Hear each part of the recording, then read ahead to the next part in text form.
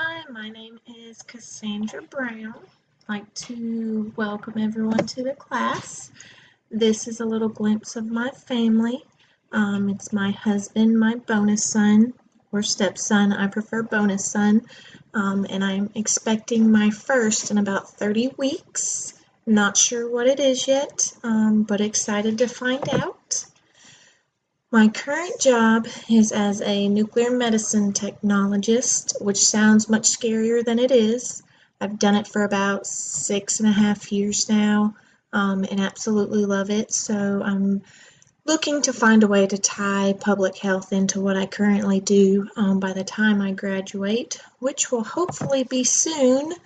I have one more semester in the public health master's with UNE.